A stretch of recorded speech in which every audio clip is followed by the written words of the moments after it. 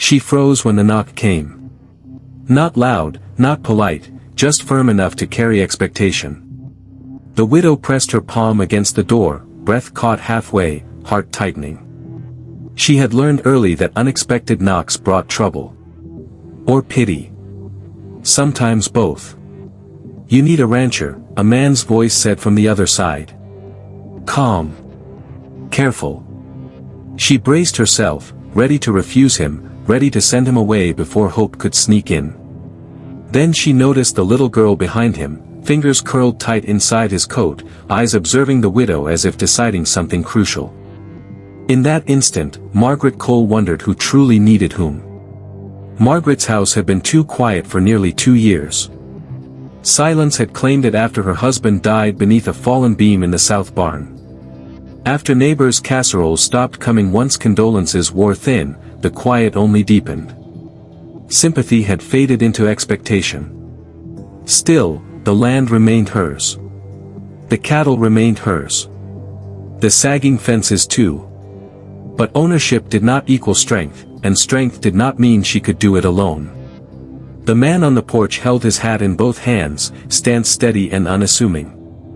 "My name's Henry Lawson," he said. "This is my daughter, Emily." Emily didn't speak. She leaned into her father's leg, watching Margaret like she measured her worth. Margaret nodded once. "I didn't ask for a rancher." "No," Henry said softly, "but word travels. Folks said you were trying to run 200 acres alone." Margaret felt the familiar prickle of pride. "I manage," she said. Henry didn't argue. His gaze swept past her toward the barn roof that sagged unevenly, the fence posts leaning as though weighed down by neglect. "So did my wife," he said quietly, almost a whisper. The words landed heavier than expected. Emily shifted, peeking around her father's coat. Her hair was tied with a faded ribbon, and one shoe looked newer than the other. "How old is she?" Margaret asked before she could stop herself. 7, Henry replied. "Lost her mother last winter." Silence stretched across the porch. Margaret stepped back. "You better come in," she said, voice steady despite the flutter in her chest. The kitchen smelled faintly of coffee gone cold and bread baked that morning. Henry removed his hat, unsure where to place himself. Emily climbed onto a chair without prompting, feet swinging above the floor. "You're offering work?" Margaret asked, her tone cautious. "Not a question," Henry said. "I can fix fences, handle cattle, keep the land from swallowing itself." "And what do you want in return?" she asked, suspicion in her tone. "A place to stay," he said. "Somewhere my daughter doesn't have to keep moving." Margaret leaned against the counter, chest tight. "I'm not looking for charity cases," she said. Henry met her gaze evenly. "Neither am I." Emily slid from her chair and padded toward Margaret. She stopped just inches away, eyes wide. "You got chickens?" she asked. Margaret blinked, then nodded. "3 mean ones," she replied. Emily smiled faintly. That afternoon, Henry walked the land in silence. He didn't boast, didn't scold, just noted the leaning posts and dragging gates. Margaret followed, arms folded, observing how he handled each task with quiet care. A broken latch was mended without a word. Emily perched on the porch steps, humming softly. At sundown, Henry returned.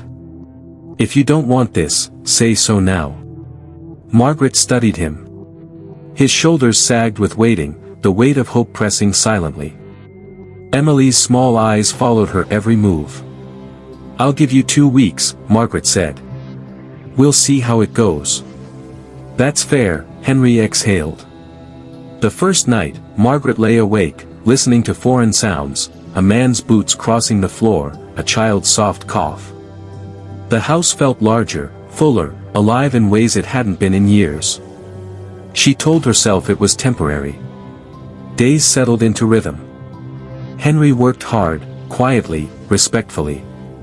He asked before changing anything, fixed what he was told, and no more. Emily became Margaret's shadow, offering help where she could. "Can I help?" she asked while Margaret kneaded dough. Margaret handed her a towel. "You can dry." Emily took it seriously, absorbing the task with careful precision. One evening, Margaret returned from the fields to find Henry seated with Emily at the table, guiding her letters. "No, Emily," she corrected gently. "That's an E." Henry smiled, teasing. "Looks like a fence to me." Emily laughed, a pure, unexpected sound that startled Margaret. Henry looked up, catching her gaze. "She misses her school," he said softly. "I try," Margaret replied, surprised by the sincerity in her voice. Trouble arrived a week later. A calf vanished near the creek, then two more.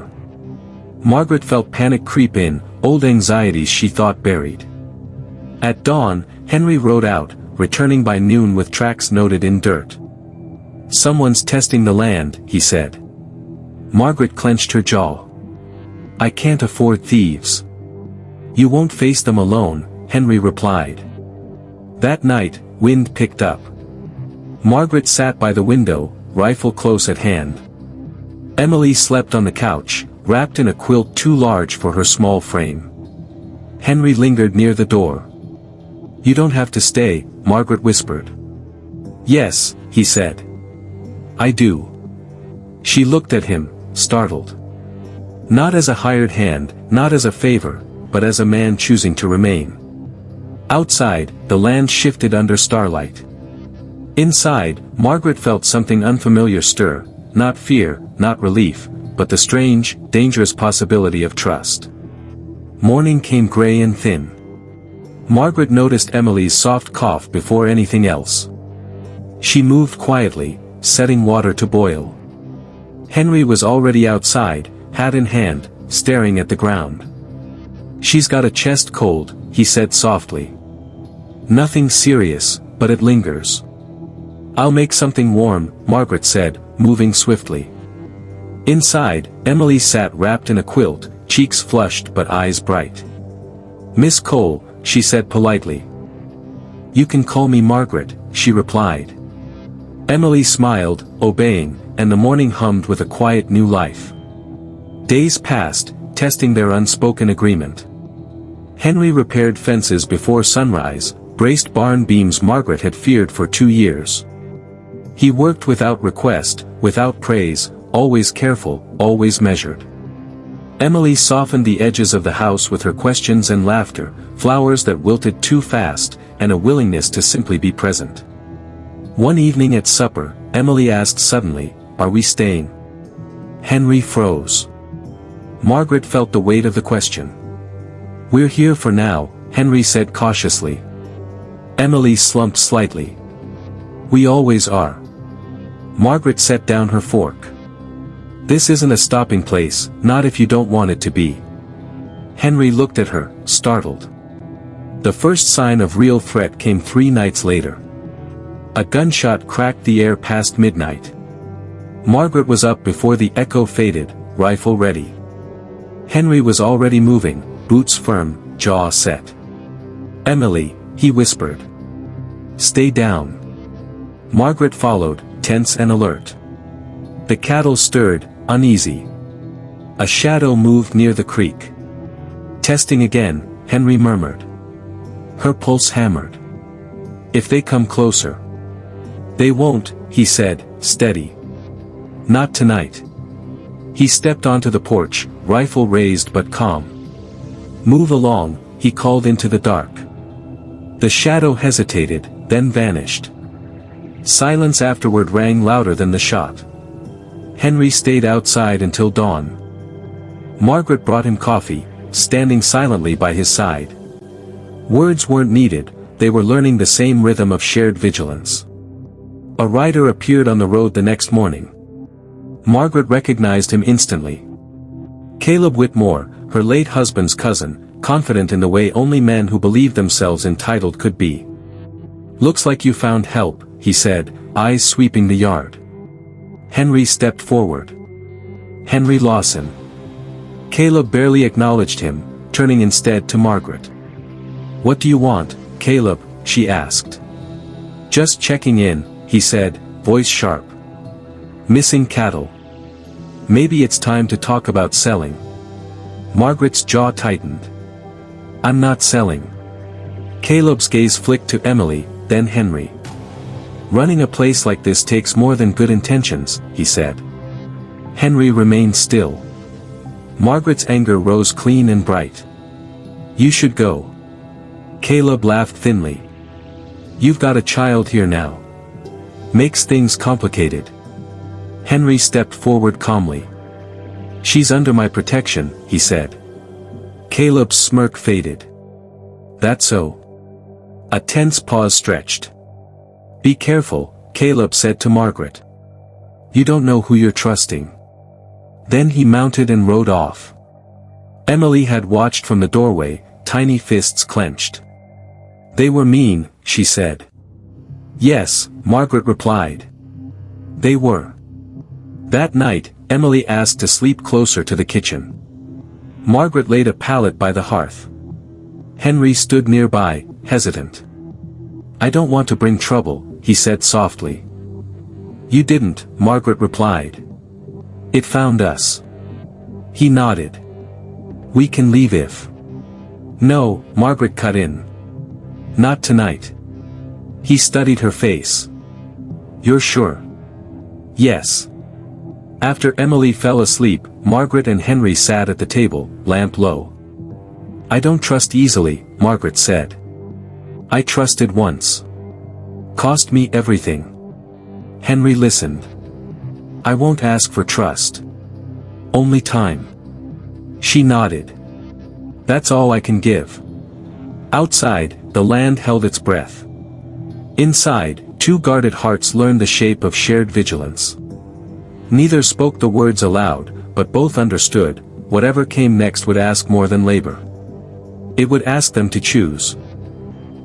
The days after Caleb Whitmore's visit carried a different weight. On the surface, nothing seemed altered. The cattle still needed tending.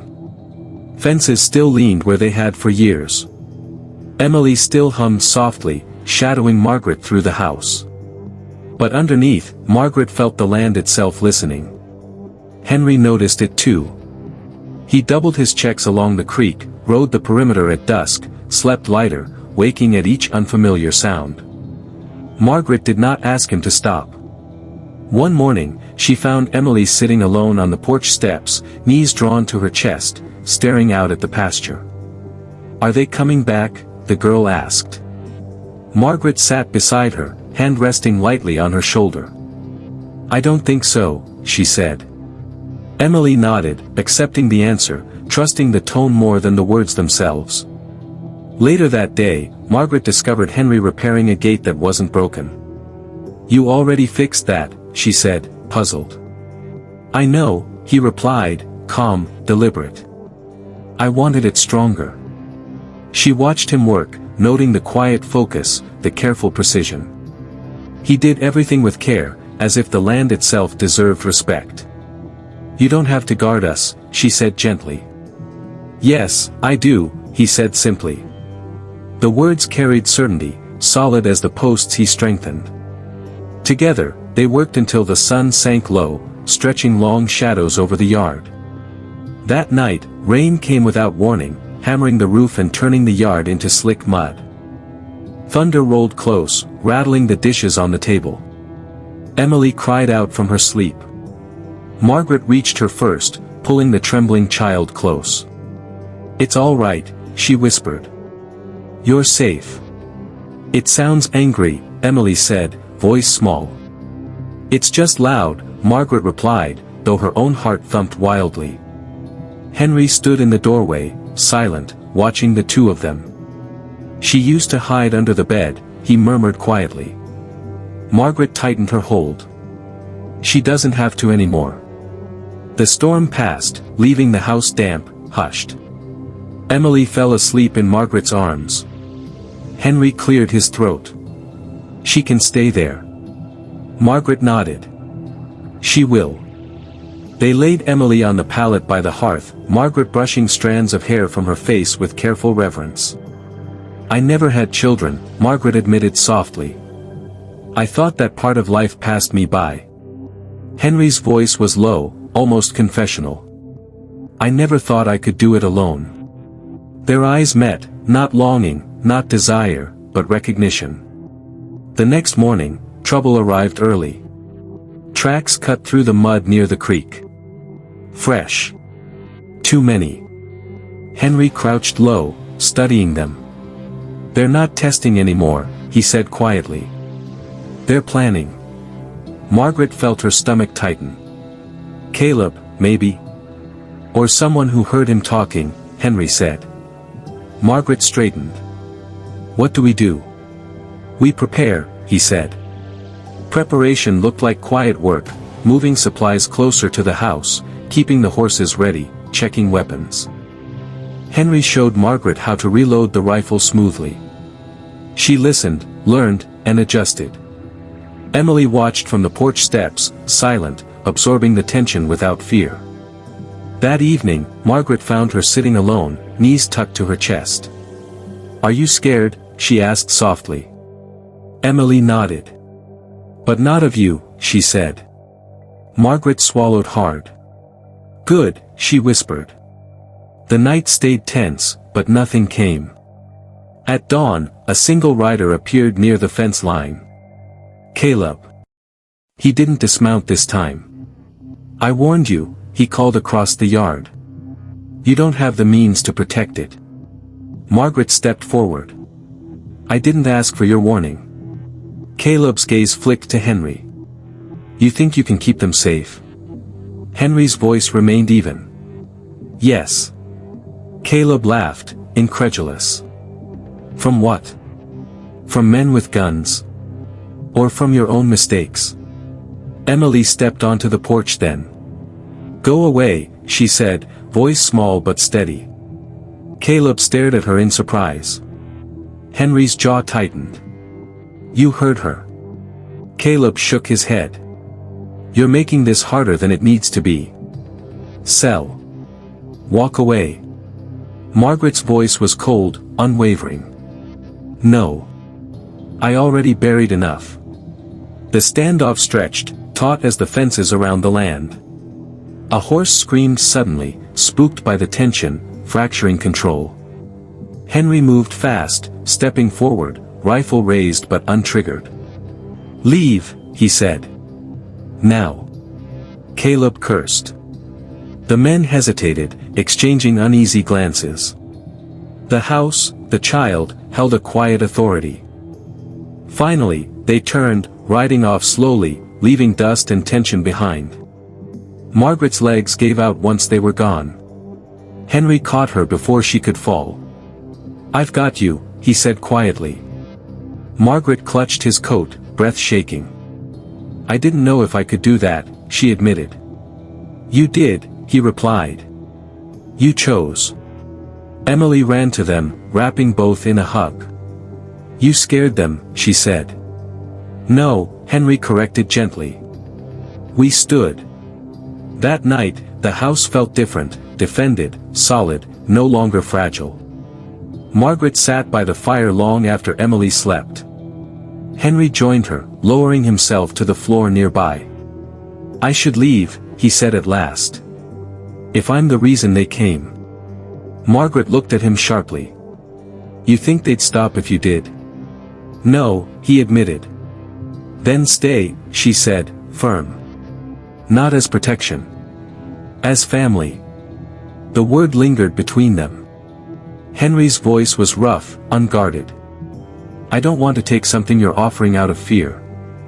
"I'm not afraid," Margaret said. "I'm decided." Silence stretched deep and certain. Henry reached for her hand, steady. Emily slept peacefully nearby. Outside, the land lay quiet but watchful.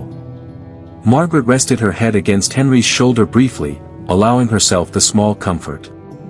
In that moment, she knew the truth: whatever storms came next, she would not face them alone. The knock that had once frightened her had brought more than safety. It had brought choice. But the waiting did not end. The land did not relax. Horses jumped at shadows, Emily flinched at sudden sounds, even the house seemed to groan more in the night. Margaret no longer felt alone in her vigilance. Henry remained close, ever present without intrusion. He repaired fences with care, checked the creek twice daily, slept lightly, responding to each shift of wind. Margaret watched and learned.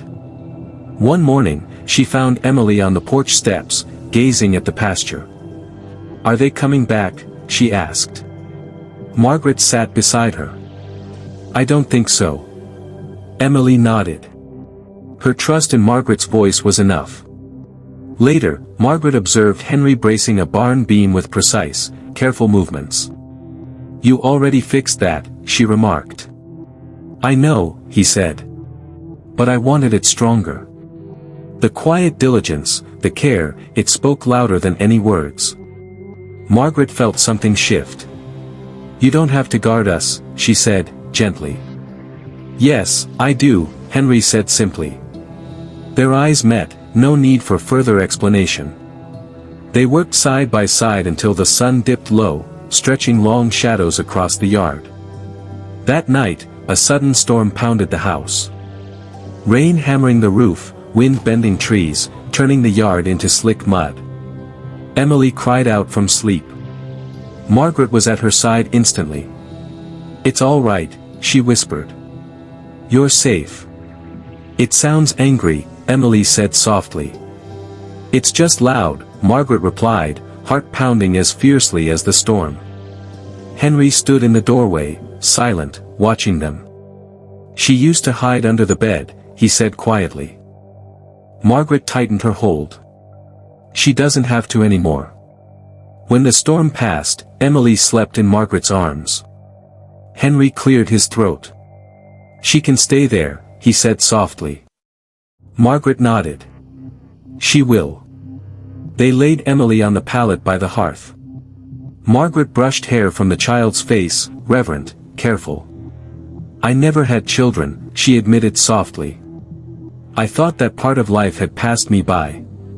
Henry's voice, low, measured, said, "I never thought I could do it alone." Their eyes met in recognition. The next morning, fresh tracks appeared in the mud near the creek. Henry studied them, crouched low. "They're not testing anymore," he said. "They're planning." Margaret's stomach clenched. "Caleb, maybe? Or someone who heard him talking," Henry said. "We prepare." Preparation looked like quiet, deliberate work. Supplies were moved closer to the house. Horses were readied and checked twice a day. Henry taught Margaret how to reload the rifle smoothly, how to keep the land, and the people she loved, safe without fear driving her every action. Emily watched from the porch steps, silent, learning the rhythms of careful vigilance in her small, attentive way. Evenings were tense, but nothing happened. Still, the presence of danger lingered in the air, a taut string stretched between the trees and across the fields. Margaret learned to recognize it, in the way birds lifted too suddenly, in how horses flinched at shadows, even in Emily's quiet hesitations. Henry stayed close, ever vigilant, repairing what needed repair, bracing what might fail. Margaret no longer felt alone. One evening, Emily asked a question that hung in the heavy air. "Are we a family now?" Margaret's throat tightened. She looked at Henry, standing quietly in the doorway. "Yes," she said. "If that's what you want." Emily's eyelids drooped sleepily. "I do." Spring edged toward summer, the land slowly recovering from winter's grip. Henry worked tirelessly. He repaired what had been neglected too long, the broken gate near the creek, the barn beam that haunted Margaret's dreams. He taught her how to trust the wood again, how to brace it properly, how to work with it rather than against it. When the beam finally held, Margaret stepped back, releasing a breath she hadn't realized she'd been holding. "It won't fall," Henry said quietly. "I know," she replied. "I can feel it." Meals began to take on a new rhythm. Margaret cooked more, feeding more than just hunger: stew, bread, apples baked slowly with sugar. Emily chattered about everything and nothing at once, her laughter ringing through the house. Henry listened, his soft smile revealing that even he was surprised by how right this felt. Margaret watched them both, realizing this is what families looked like, not perfect, but present. Later, when Emily slept, Henry lingered by the door. "She's never stayed anywhere this long," he said quietly. Margaret met his gaze. "Does that scare you?" "Yes," he admitted. "And no," she said softly. "That's how it feels." A letter arrived 2 days later. Margaret recognized the handwriting immediately. Caleb Whitmore. Her hands trembled as she opened it, the words sharp, bitter, filled with threats disguised as concern. Promises that the land would not remain hers. She folded it carefully, feeding it to the fire. Henry watched the paper curl and blacken. "He won't stop," he said. "No," Margaret replied, steady. "But neither will I." Henry looked at her, a quiet strength settling in his eyes. "I didn't come here looking for a life," he said. "Just work. Just a roof." "And now?" she asked. "And now," he said, "I want to stay. If you'll have us, both of us." Margaret's breath caught. "I don't want charity," she said. "Or obligation." "Neither do I," Henry replied. Emily padded into the room then, rubbing sleep from her eyes. "Did I miss something?" she asked. Margaret knelt, brushing hair from the child's face. "No. You're right on time."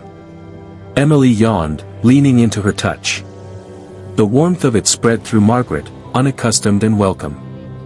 That night, Margaret dreamed of the barn again, but this time, the beam held. Morning arrived soft and clear. Margaret stood at the fence line, watching Henry and Emily approach across the pasture. Their presence filled a hollowness she hadn't known how to name. "You're smiling," Henry said, noticing her expression. "I think I finally know what I need," she replied. "And what's that?" he asked. She took a breath. "Not a rancher. Not protection. People who stay," she said. Henry reached for her hand. Emily slipped her small fingers into Margaret's other hand. The land stretched wide around them, scarred, beautiful, still theirs. Whatever came next would not be easy, but it would be shared. Autumn arrived gently, as though the land itself had decided enough had been taken. Heat softened, grass turned pale gold, mornings carried a crisp chill that smelled like change instead of warning. The ranch felt held in a way Margaret had not thought possible. Henry worked the land like a man planting roots, not merely fixing problems. He braced fences with permanence in mind, spoke of winter stores and spring calves as though he expected to be there for both. Emily thrived. She laughed, slept through the night, followed Margaret everywhere, asking questions that had no easy answers, accepting those that came too slowly or not at all. One afternoon, Margaret watched Henry teaching Emily to tie a proper knot. "Not too tight," he said patiently. "You want it strong, not angry." Margaret smiled at that. Later, as the sun sank low, Henry joined her on the porch. "I've been thinking," he said carefully. Margaret waited. She had learned not to rush moments that mattered. "I don't want Emily growing up believing she's only passing through," he continued. "I want her to know what it feels like to belong." Margaret's chest tightened. "So do I." He looked at her then, really looked. "I don't want to assume anything." "Good," she said softly. "Neither do I." That night, the knock came again. Not hard, not threatening, just familiar. Margaret's heart jumped before she could stop it. Henry stood beside her this time. When she opened the door, the sheriff stood there, hat in hand, expression weary. "Caleb Whitmore has been arrested," he said. "Cattle theft, threats. Turns out you weren't the only ones he pressured." Margaret closed her eyes briefly, relief washing through her slow and steady. "He won't be back," the sheriff added. After he left, silence settled in the house. "Not heavy," Margaret said quietly. "Clean." Henry exhaled, finally releasing weeks of tension. "Guess that answers some things." "Yes," Margaret replied. "It does." They stood together, door open, the land stretching quiet and wide beyond it. That evening, Margaret set the table for 3. Emily noticed. "We have company?" she asked. "No," Margaret said. "Just us." Emily smiled. "A big one." After supper, as Emily drifted to sleep by the fire, Margaret and Henry sat close, knees touching. "I never thought I'd open my door again," Margaret admitted. "Not like this." Henry's voice was low, warm. "I never thought I'd knock." She looked at him. "I'm glad you did." "So was I," he said softly. Winter came, but it did not arrive as an enemy. Together, they prepared, shared work, and embraced the quiet. When storms came, they faced them shoulder to shoulder. Grief surfaced, met with patience instead of fear. One night, Emily asked a simple question as Margaret tucked her in. "Are we a family now?" Margaret's throat tightened. She looked to Henry, standing quietly in the doorway. "Yes," Margaret said. "If that's what you want." Emily nodded sleepily. "I do." Spring arrived on time. Calves were born. Grass pushed through old scars. Margaret stood at the fence, watching Henry and Emily walk toward her. Once, a knock had frightened her. Now it had given her something more than protection, more than help. It had given her a family, chosen, built from love and trust. She took Henry's hand. Emily slipped her small fingers between theirs. The land stretched wide and open. For the first time since loss had taken everything, Margaret knew life had returned, not just returned, but rooted. Autumn carried a softness over the land, as though the world itself had exhaled. Heat softened, the grass turned pale gold, mornings were crisp with the smell of change rather than warning. The ranch seemed to hold itself in careful balance, and Margaret felt it in her step, in the quiet certainty of each task. Henry worked the land like a man planting roots, not merely repairing what was broken. Every fence, every gate, every barn beam he touched had a permanence to it, a promise that this home could endure. Emily thrived. Her laughter echoed across the fields, spilling into the house, into Margaret's carefully rebuilt walls. She slept through the night, followed Margaret everywhere, asked endless questions about the horses, the cattle, the land, the things that mattered and the things that didn't, and accepted answers that came slowly, or sometimes not at all. Margaret watched her, noting how the girl's small gestures softened the edges of the house, how her curiosity stitched warmth into rooms that had once been hollow. One late afternoon, Margaret observed Henry teaching Emily to tie a proper knot. "Not too tight," he said patiently. "You want it strong, not angry." Margaret smiled quietly, caught in the simplicity and truth of it. Later, as the sun dipped low over the pasture, Henry joined her on the porch. "I've been thinking," he began carefully. Margaret waited. She had learned not to rush moments that mattered. "I don't want Emily to grow up believing she's only passing through," he continued, voice measured but tender. "I want her to know what it feels like to belong." Margaret's chest tightened. "So do I," she whispered. He looked at her then, really looked, as if trying to measure every truth in her face. "I don't want to assume anything," he said. "Good," Margaret replied softly. "Neither do I." That night, the knock came again. Familiar, soft, not threatening. Margaret's heart jumped reflexively. This time, Henry stood beside her. When she opened the door, the sheriff was there, hat in hand, his face lined and tired. "Caleb Whitmore has been arrested," he said.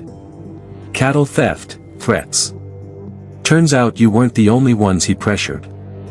Margaret closed her eyes briefly, feeling relief wash slowly through her. "He won't be back," the sheriff added. After he left, silence settled in the house, lighter than it had felt in years.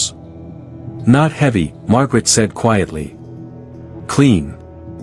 Henry exhaled, releasing tension he had carried for weeks. "Guess that answers some things." "Yes," Margaret replied. "It does." They stood together, the door open, the land stretching wide and quiet beyond it. That evening, Margaret set the table for three. Emily noticed. "We have company?" she asked, curiosity bright in her eyes. "No," Margaret said, smiling.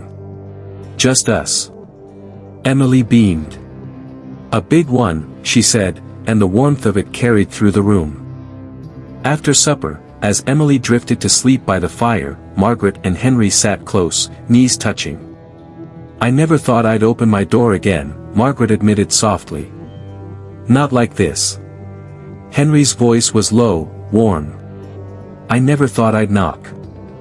She looked at him. "I'm glad you did." "So was I," he said quietly, and the night seemed to deepen around them, steady, protective, alive. Winter arrived, but it did not come as an enemy. Together, they faced storms shoulder to shoulder. Grief surfaced, but it was met with patience instead of fear. One night, Emily asked quietly as Margaret tucked her in, "Are we a family now?" Margaret's throat tightened as she glanced at Henry, standing in the doorway. "Yes," she said softly. "If that's what you want." Emily nodded sleepily. "I do." Spring arrived on time. Calves were born. Grass pushed through old scars. Margaret stood at the fence line, watching Henry and Emily walk toward her across the pasture. Once, a knock had frightened her. Now, it had brought something stronger than fear, stronger than protection, something she had never thought possible, a family, chosen, built by love and trust. She took Henry's hand as Emily slipped her small fingers between theirs. The land stretched wide and open, scarred, beautiful, theirs. For the first time since loss had taken everything, Margaret knew deep in her bones, life was no longer something she waited for, it had already returned. Whatever storms came next, she would face them with people she trusted, hearts intertwined, standing together. The knock that had once brought fear had ultimately brought choice, belonging, and hope. Autumn faded into a gentle winter, the house full of warmth. Henry repaired the south fence with careful attention, checked the creek twice daily, slept lightly, waking at each shift of the wind. Margaret did not ask him to stop. Emily thrived, laughter spilling like sunlight into every corner of the home. The small rituals of living together became their own kind of peace. And when storms came, as they inevitably did, Margaret and Henry faced them shoulder to shoulder, hearts steady. Emily, wrapped in their arms or sleeping soundly, felt the same quiet confidence. The land itself seemed to breathe easier, stretched open under the vast sky, knowing the people upon it had chosen to stand together. The house no longer echoed with absence. The fences no longer threatened collapse. The barn no longer haunted Margaret's dreams. Instead, the walls held laughter, steady hands, and hearts learning to trust again. Margaret realized, with quiet astonishment, that home was not about what she could manage alone, it was about who chose to stay. And they had both chosen, steadfastly, irrevocably. The ranch, wide and scarred and sunlit, witnessed this small miracle. Margaret, Henry, and Emily, hands linked, hearts aligned, moved forward into every day knowing the truth that had eluded them for too long: the land could take, but it could also give, and those who stay can build what lasts. The past, heavy with grief, no longer dictated the pace of their lives. The future, uncertain but shared, stretched before them like the endless horizon. Whatever storms came next, they would not face them alone. Because the knock that had once frightened Margaret had ultimately delivered more than help or protection, it had delivered choice, belonging, and a family.